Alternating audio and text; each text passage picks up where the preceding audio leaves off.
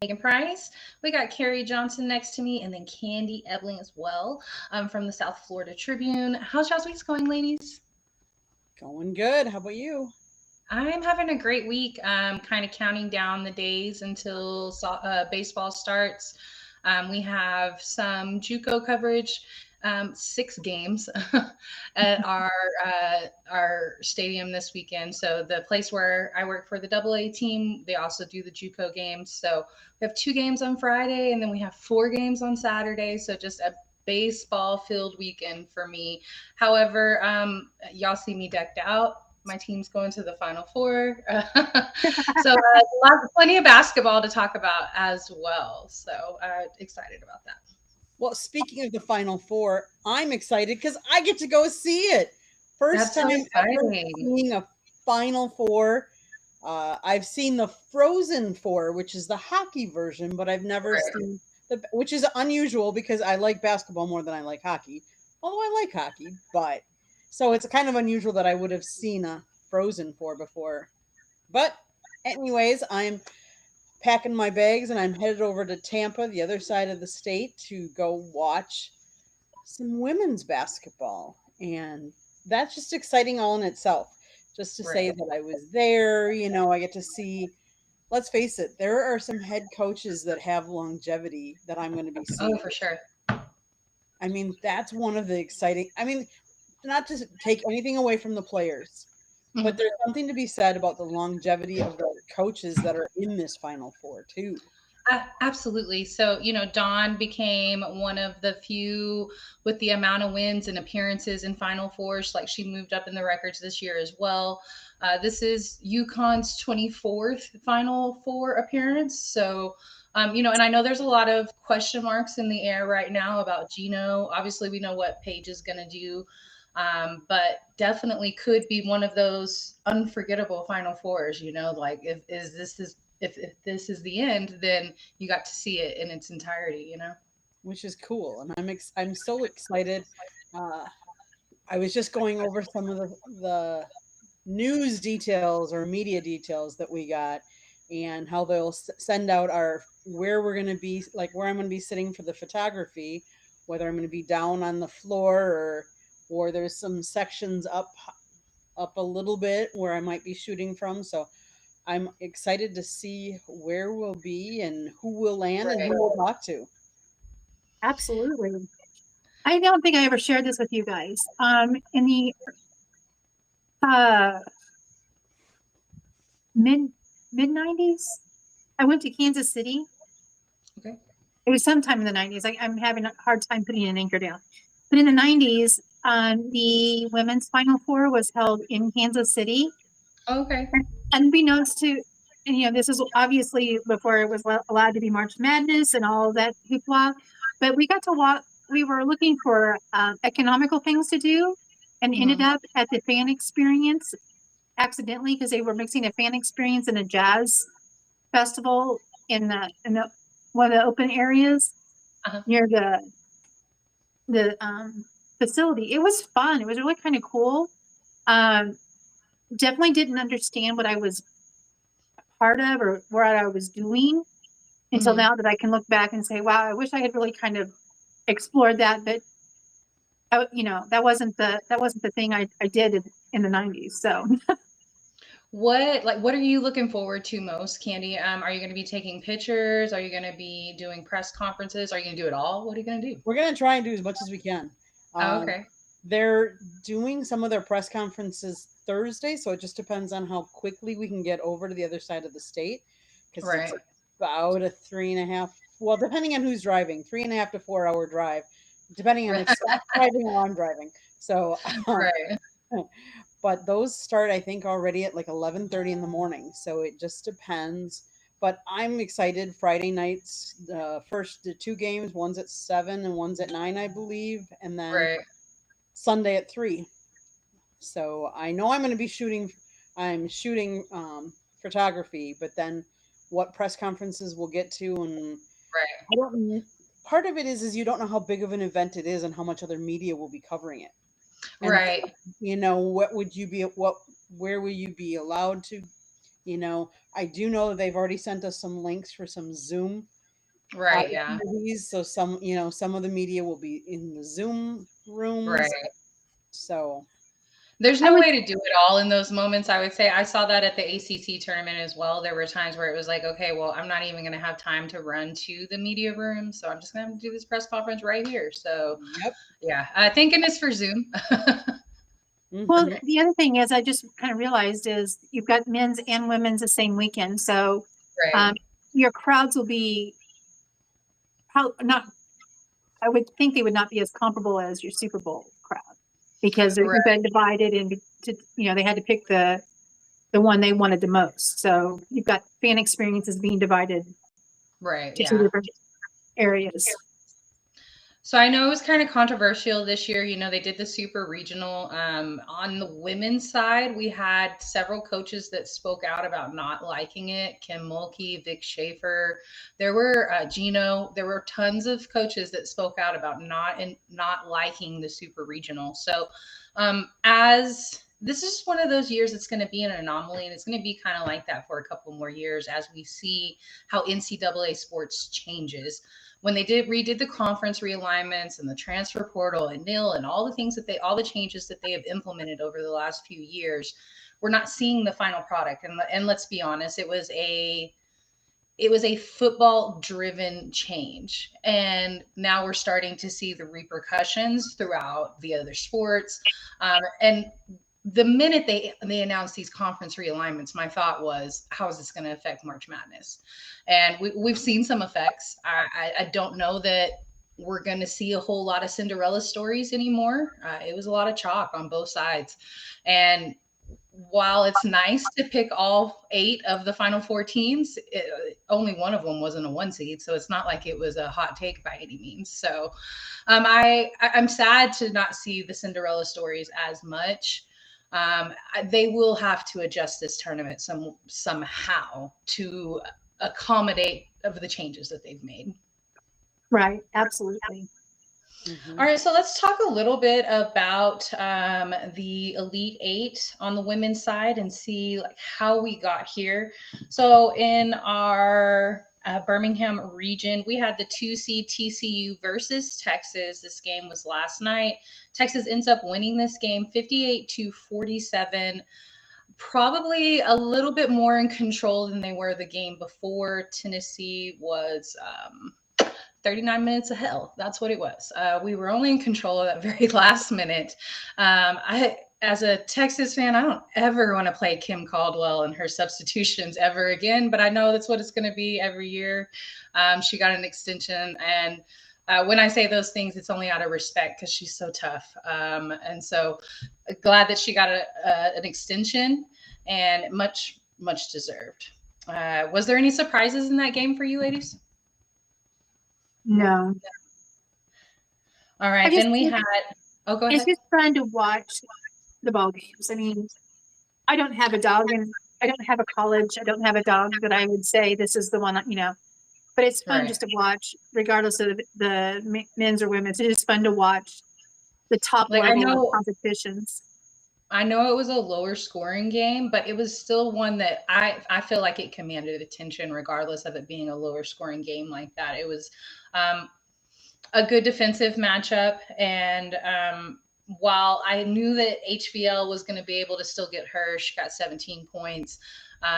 Shutting down Sedona, I feel like, is probably what really pushed us over the edge in this game. I kind of expected it, to be honest. I was not half as nervous about this matchup as I was about the Tennessee matchup. Um, Sedona gets frustrated easily, and we have really great center play, not only off our starter Taylor Jones, but also our backup Kyla Oldeker. And you see how important she was during the fourth quarter. So she was a momentum changer, or just continue to help us stay on the gas, I guess, because they got within 6 points. And Kyla got in, scored 9 points, and that put that differential back up there quite a bit. So our freshmen in the Tennessee matchup really kind of saved that matchup for us. I'm interested to see what this looks like on the next level. Because in the Final Four, we're going to be playing South Carolina. South Carolina beat Duke to get to the Final Four. They beat them 54-50, and they actually didn't lead the game until the fourth quarter. This was a Duke dominant game, and until that last quarter. And they played very similar, I would say. The pace was what was I was wondering, like, who was going to be able to keep this pace up on the defensive side of things, and that was who was going to end up winning it. And that ended up being South Carolina. I think they have more experience at this stage, and so while I had Carolina advancing, Duke made it a much better game than I anticipated. I expected probably a closer to a 10-point differential, and Duke's defense was, really kept them in it. Now for Texas in that next matchup, I think once again, Texas is such a defensive team. I think you have to play the game that you know that you're good at. Right now, our shots are not falling very well, and they haven't fallen all season long. So I don't think you go in this matchup trying to change that.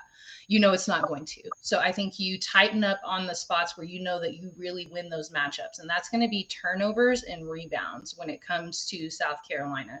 South Carolina doesn't have the center play that Texas has right now. So within the lane, you should be winning the rebound battle there. And then when it comes to turnovers, that's going to come from your guard play. Like, you're probably not going to outscore South Carolina, but you can turn that ball over. So for me, that's what I'm going to be looking for to try and push past South Carolina. I picked Texas, of course, but I would not be surprised if it was South Carolina that advances. All right, then in our next matchup, we had UCLA. Oh, go ahead, Candy. Your Texas, South Carolina is the early game on Friday. It's the 7 o'clock game, just so everybody's aware. Thank you. Of course. All right, then we had LSU versus UCLA. This is the 1 versus the 3. UCLA wins this one 72-65. While it was only a 7-point differential there, UCLA looked pretty in control the entire game. Mm-hmm. We have seen a couple of ladies hit the portal there at LSU. Not too surprising. Kim is somebody, though, that she'll do just fine within the portal. She'll find somebody else to replace her. You could really see what I think the difference maker in this matchup, because UCLA is who LSU matched up with the year before, and LSU didn't have an answer for Lauren Betts. And that's going to be a common problem for any team playing UCLA, to be honest.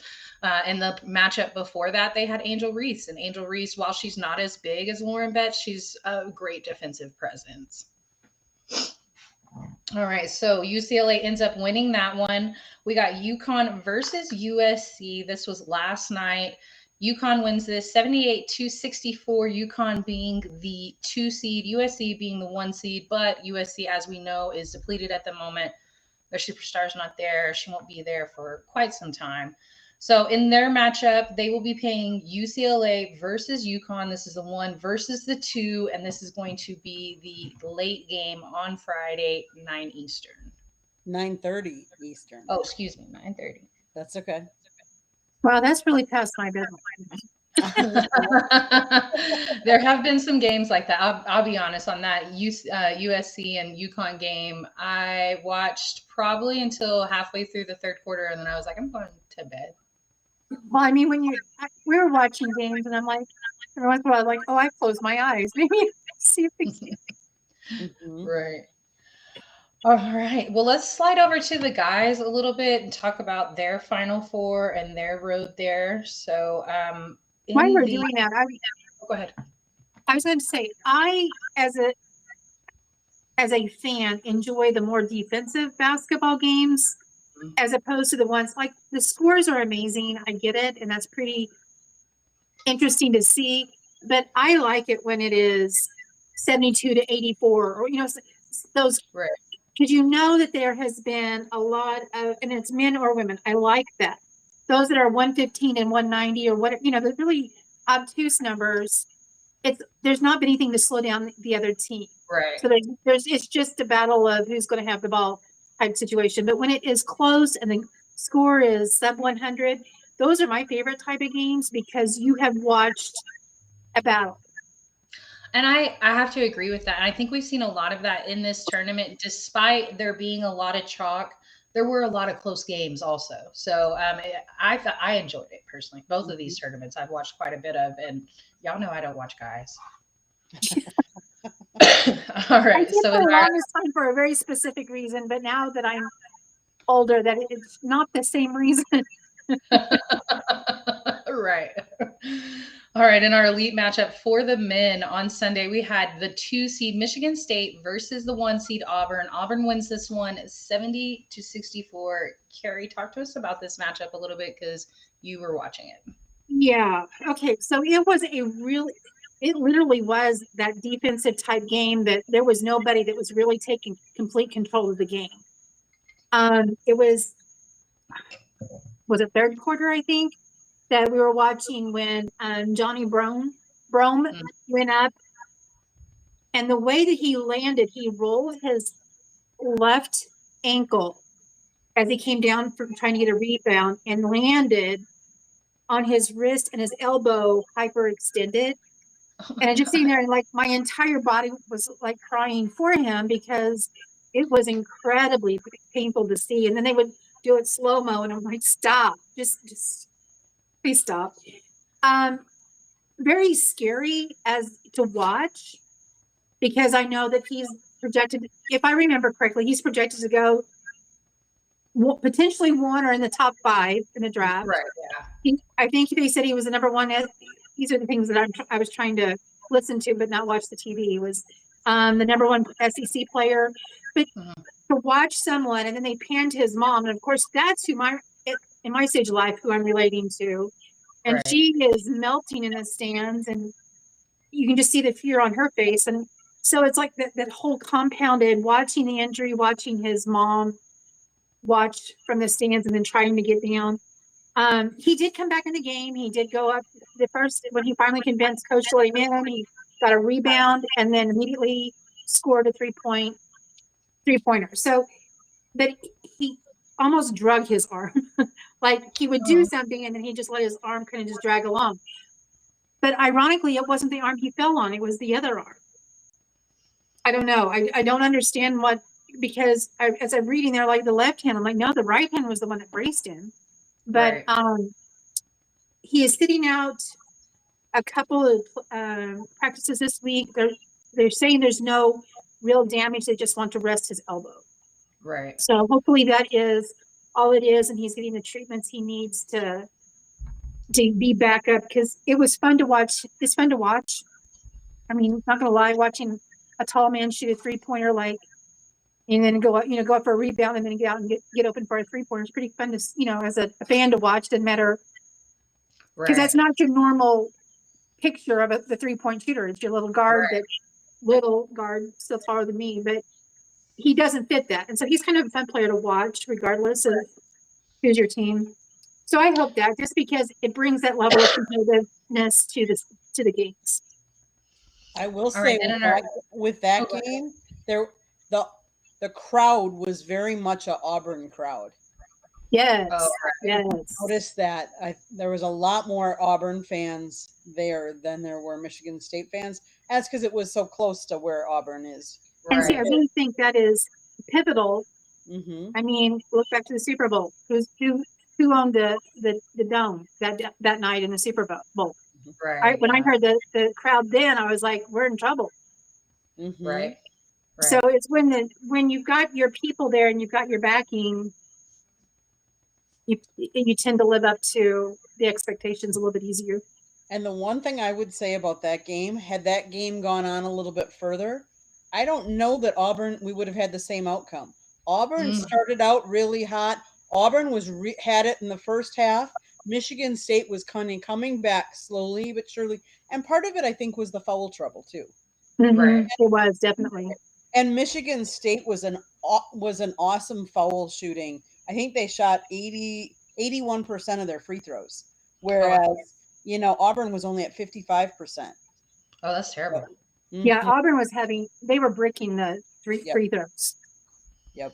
All right. In our next matchup, we had the 1 versus the 3. We had Florida versus Texas Tech. Florida wins this one 84-79. This was the 1 versus the 3. The 1 seed moves on. I think that there were some controversial calls in the last 5 minutes of this game that really changed the outcome. However, I don't think you can use that as a crutch because there were some mistakes that were made on Texas Tech side as well. So, Texas Tech almost waited too long to get hot.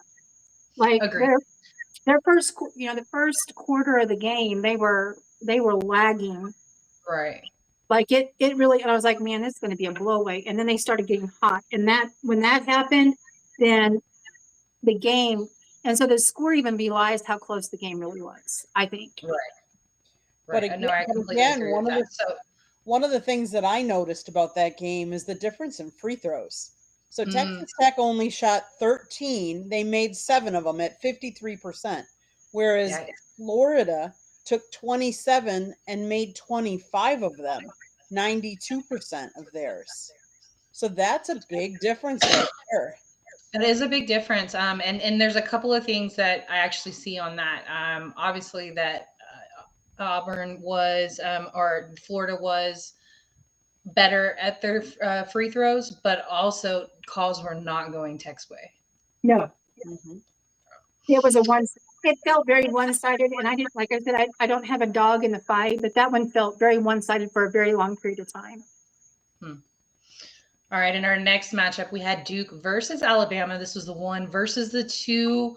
Alabama had been the 1 seed, or not the 1 seed, they had been number 1 in the rankings at some point this season. They started looking kind of human there at the end of the season, and it continued. It seems like their steam fell off here. They ended up losing 65-85, Duke moving on. Then we had Tennessee versus Houston. This is the 1 versus the 2. Another big deficit here. Houston wins 69-50. Surprised by these deficits right here. But both of these we've got some SEC teams, Alabama and Tennessee. Then Alabama having to match up with an ACC team. And I think that kind of speaks to the level of ACC men's basketball there. But then also in the other matchup, Houston being a Big 12 team, I think Big 12's kind of come up in the last couple of years on the men's side in basketball. So SEC struggling a little bit there. I would argue that the Big 12 is finally moving back towards where the Big 8 was in the 90s. I agree with that. In that time, it was all Midwest schools, all in the center of the United States. And while it wasn't a big hole to bring talent in, the Big 8 was something to be feared. I mean, right. And now the layouts changed and all, but I will say that I have to pull for Duke. I wouldn't mind I'm going to pull for them all the way because that's Mom's team. My mama's team. And then that's where she and Rob really bonded because that's Rob's team too. So it was nice. It's nice to see them go. I think it's neat that we have 2 SEC teams still live though. Right. But yeah, I think that their ACC has a much stronger league at the moment in the men's division. I agree with that. I do. I picked Duke to win it all. I think we're going to have a Duke-Florida final. And my picking Duke isn't just off how amazing Cooper Flagg is. It's actually watching his supporting cast. I'm so impressed with everybody around him. So that's where I'm at. I feel like they're the most complete team in comparison, but I think it'll be a very close game. I'm going to go Florida just because I live in Florida. I get it. It's different too, right? Right. No, I get it. Once again, like Carrie, I don't have a dog in the fight in this one because Texas got put out in the first 4 games. So I just think that's just my opinion. I think Duke is probably the most complete team out there. However, this is the best team Florida's had since the Joakim Noah, the national championship days. So it could go either way. When I decided to pick Duke is when everybody on ESPN picked Florida. I said, nah. And that's another reason why you're like, oh, oh, that pundit. Yeah, no, I'm not going. Everybody's no. picking them. Nah, I think it's going to be something different. So sometimes I just feel the need to be a little different. So these games are going to be Saturday. Your Florida Auburn game is going to be the early one. This says 6:09. And then Saturday for the Houston Duke game, that's going to be 8:49. So it's good because then the women's are Friday, the men are Saturday, the women are Right, Sunday, and the men is Monday. So there's no conflict or anything like right. that. I do like that they left that to where that it was the audience from home could capture everything they wanted to capture. Right. Yeah, I agree with that. All right. Well, I guess let's slide over to our happy story. And so, as you guys know, we like to end on something happy. Last week was not that really. I mean, it was happy, but it wasn't. We did a tribute to Marnie Schneider's mom, who was the GM and granddaughter of the owner of the Philadelphia Eagles. It was a beautiful tribute. And so, we didn't get to end on really anything happy. Happy that her relationship was so good with her mom, but it was really sad to read. So while we had some sad news in women's basketball with Juju Watkins tearing her ACL, there were a lot of positives that came out of that situation. I feel like we saw Dawn Staley called her, and there were tons and tons of people that were reaching out and giving her lots of support. And that's one thing about women's basketball that I just love. When there's something big like that, they come together. Well, and I said this in our chat, when we were talking about this in our chat, it's not where they should see each other as ideally you would think, or, looking at the landscape, these people aren't going to be fans of each other because they're in competition. Right. Right. That's who they are. That's what their lifestyle is. That competition is what drives all of this. Right. And women's sports, specifically women's basketball, regardless if it's college or professional, you see that competition drop, and the concern and the support that the players give each other, regardless of what their jersey reads. And that's kind of neat. That's how you would wish humanity was. Mm-hmm. No, I mean, please, let's compete and let's be the best we can be. But when there's need for camaraderie or support of someone that is knocked down, instead of pushing them further down, let's drop the competition and lift each other back up. Because we're only stronger by the sum of the total, not the stand of the individual. Agreed. Candy, you have anything you want to add, or? I don't know. I'm going to have to get going because Well, then we're about to end it. So, guys, thank y'all so much for watching and commenting. Appreciate it. For some reason, it didn't go on Twitter this week, guys. So if y'all missed it, I will post the YouTube link on Twitter, and I will tag you ladies on there. All right, guys. Thank y'all. We will see y'all this same time next week. Enjoy all the. Be safe. Enjoy.